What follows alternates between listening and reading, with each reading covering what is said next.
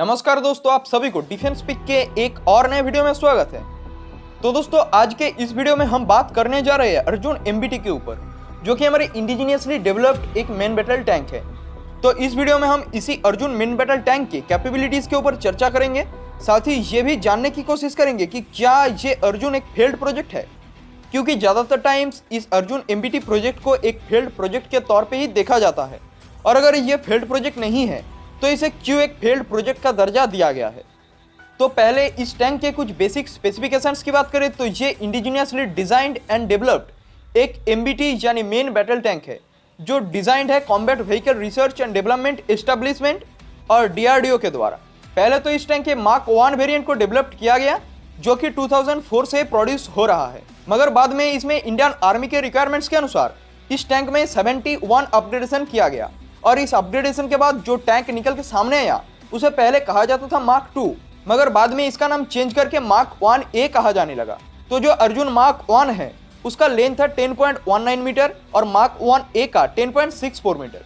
Width में mark 1 का width है 3.85 मीटर और 1A का विड्थ है 3.95 मीटर। मार्क 1 का हाइट है 1.32 मीटर और 1A का 2.8 मीटर। और मास की बात करें तो मार्क 1 का मास है 58.6 टन और बाद में अपग्रेडेशन के बाद मार्क 1A का मास निकल के सामने आया 68 टन। और यही मास ही इसके लार्ज नंबर पे ना प्रोक्योर करने का वजह बना। इसके ऊपर आगे जाके डिस्कशन करेंगे। इस टैंक को ऑपरेट करने के लिए 4 क्रूज की जरूरत रहता है, जिसमें इंक्लूड है commander, gunner, loader and driver. इसमें मेन आर्म के तौर पे इंस्टॉल्ड है एक 120 mm राइफल्ड गन, जो कि कैपेबल है लाहत, समहो, हीट, एपी, एफएसटीएस और हेस जैसे एम्यूनेशंस को फायर करने को। साथ ही सेकेंडरी आर्मामेंट्स में इंस्टॉल्ड है एक NSC 12.7 mm AA machine gun, एक MAG 7.62 mm और साथ ही TK 715 कोएक्सियल MG और 12 स्मोक ग्रेनेड्स। इंजन में इंस्टॉल्ड है MTU MB 832K501 V10 engine, जिसका ऑपरेशनल रेंज है 450 किलोमीटर और मैक्सिमम स्पीड है 70 किलोमीटर पर आवर। ये तो रहा इसके स्पेसिफिकेशंस। तो अब देखेंगे कि ये कैपेबिलिटीज के मामले में कितना सुपीरियर है और क्या ये T90 और T72 जैसे टैंक्स को भी पीछे छोड़ पाएगा कैपेबिलिटीज के मामलों में। तो हमें अगर किसी भी टैंक को समझना है, उसके कैपेबिलिटीज को समझना है, तो हमें पहले 3 चीज़ों को जानना होगा। हमें 3 क्राइटेरिया को समझना पड़ेगा, जिसमें एक तो है वो टैंक प्रोटेक्शन के मामले में कितना बेहतर है, उस टैंक का फायर पावर कैसा है और साथ ही वो टैंक मोबिलिटी में कैसा है। तो पहले आते हैं प्रोटेक्शन के ऊपर। थियोरिटिकली और प्रैक्टिकली अगर बात करें तो ये अर्जुन टैंक इंडियन आर्मी में जितने भी सारे टैंक्स हैं, इन सबसे प्रोटेक्शन के मामलों में बेहतर है। ये अर्जुन टैंक प्रोटेक्टेड है कंचन आर्मर से, जो कि डेवलप्ड है DMRL यानी डिफेंस मेटालर्जिकल रिसर्च लेबोरेटरी के द्वारा। वही कंचन आर्मर की अगर बात करें तो ये एक मॉड्यूलर कंपोजिट आर्मर है। ये आर्मर कैपेबल है armour piercing, fin stabilise, discarding system को डिफीट करने में।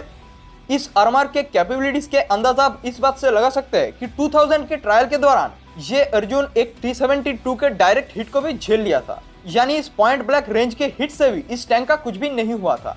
इसके अलावा ये हेस और AP FSDS के फायर को भी डिफीट कर सकता है। इसके अलावा इस टैंक में एरा यानी एक्सप्लोजिव रिएक्टिव आर्मर पैनल को भी प्रोवाइड कराया गया है, जो कि इस टैंक को एक इफेक्टिव प्रोटेक्शन प्रोवाइड कराता है। साथ ही इस टैंक में इंस्टॉल्ड है इजरायली ट्रॉफी की तरह एक एक्टिव प्रोटेक्शन सिस्टम। इसके अलावा आप अगर किसी भी वेस्टर्न टैंक्स को देखें तो उनके क्रूज को किसी भी एम्यूनेशन से प्रोटेक्ट करने के लिए इस्तेमाल किया जाता है ब्लास्ट डोर मैकेनिज्म, मगर वही अर्जुन में एक डिफरेंट टेक्निक्स का यूज किया गया है। अर्जुन यूज करता है कैबिस बॉक्स सिस्टम, जो कि एम्यूनेशन को अलग से कंटेनराइज्ड करके रखता है इंडिविजुअल शटर और ब्लोअर पैनल की मदद से, जो कि क्रू को ही सेफ नहीं रखता, साथ ही एम्यूनेशन को एक दूसरे से अलग भी रखता है। दूसरी बात है फायर पावर। अर्जुन मार्क 1 के मुकाबले मार्क 1A का फायर पावर भी इंक्रीज किया गया है। इस टैंक में मेन आर्म के तौर पे यूज होता है एक 120 mm राइफल्ड गन, जिसका रेट ऑफ फायर है 6 to 8 राउंड्स पर मिनट। इसके अलावा इसमें एक improved gunner main site with auto target tracking system को भी इंटीग्रेट किया गया है, जो हेल्प करता है क्रू को किसी भी मूविंग टारगेट्स को ऑटोमेटिकली ट्रैक करने में। इसके अलावा इसके कमांडर के लिए पैनोरेमिक साइट, साथ ही थर्मल इमेजर्स को भी इंस्टॉल किया गया है, जो हेल्प करता है डे और नाइट सर्विलियंस में। इसके अलावा इसमें रिमोट कंट्रोल्ड वेपन स्टेलियन को भी अपग्रेड किया गया है, जो कि इस टैंक को अर्बन एरियाज में एडिशनल फ्लाइट कैपेबिलिटी प्रोवाइड कराता है। और तीसरी बात आता है इसके मोबिलिटी के ऊपर। तो इसके इंजन की बात करें तो इसमें इंस्टॉल्ड होता है MTU MB 838K501 V10 engine, जिसका ट्रांसमिशन प्रोवाइड कराता है जर्मन कंपनी MTU, जो कि एक लीडिंग इंजन मैन्युफैक्चर कंपनी है, जो प्रोवाइड कराता है 1400 हॉर्स पावर इस टैंक को। साथ ही जो कूलिंग सिस्टम है वो होम ग्रोन कूलिंग सिस्टम है, जो कि स्पेशली डिजाइन है डेजर्ट ऑपरेशंस के लिए। इसके अलावा अर्जुन की अगर ग्राउंड प्रेशर की बात करें तो ये T-72 के मुकाबले लोअर है, जबकि T-72 अर्जुन से लाइटर है।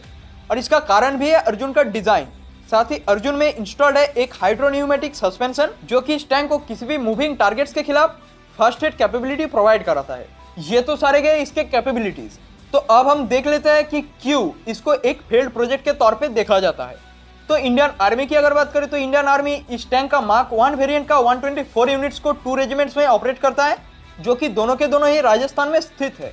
और साथ ही आर्मी मार्क 1A का एडिशनल 118 यूनिट्स को परचेस करेगा, जो भी 2 रेजिमेंट्स में ऑपरेट होगा, यानी टोटल 242 यूनिट्स। तो अगर एक टैंक इतना ज्यादा कैपेबल है, तब अगर उस टैंक को सिर्फ इतने कम नंबर पे आर्मी ऑपरेट करता है तो ये कभी भी उस टैंक के लिए एक अच्छी बात साबित नहीं होता। और इस टैंक को इतने कम नंबर पे ऑपरेट करने का सिर्फ एक ही कारण है, और वह है चाइना। क्योंकि हम अगर चाइना और इंडिया के बॉर्डर को देखें तो ये चारों तरफ से माउंटेन से घिरा हुआ है, और वही अर्जुन को डेवलप ही किया गया है डेजर्ट में ऑपरेट करने के लिए। तो ये पाकिस्तान के खिलाफ तो कारगर साबित होगा, मगर इसको चाइना से सटे बॉर्डर में ऑपरेट नहीं किया जा सकता। और दूसरी बात तो है इसका वेट। अगर T-90 और T-72 के कंपैरिजन में अर्जुन को देखें तो जहाँ T-90 और T-72 का वेट है 45 to 50 टन, वही अर्जुन का वेट है 65 टन। तो जरूरतों के अनुसार इसको एक जगह से दूसरी जगह ले जाने में भी जितना मुश्किल है, उतना ही मुश्किल है इतने भारी टैंक को माउंटेन टेरेन में ऑपरेट करना। तो हमें चाहिए एक लाइट टैंक, जिसको लेके आर्मी टेंडर भी जारी कर चुका है। इस टैंक की फ्यूचर की बात करें तो इंडियन आर्मी तो इसको और प्रोक्योर नहीं करेगा, मगर कुछ दिन पहले ये रिपोर्ट आया था कि बहरीन इंडिया के साथ बातचीत कर रहा है अर्जुन मार्क 1A को प्रोक्योर करने के लिए, जो कि अर्जुन प्रोजेक्ट के लिए थोड़ा सा प्लस पॉइंट तो है ही।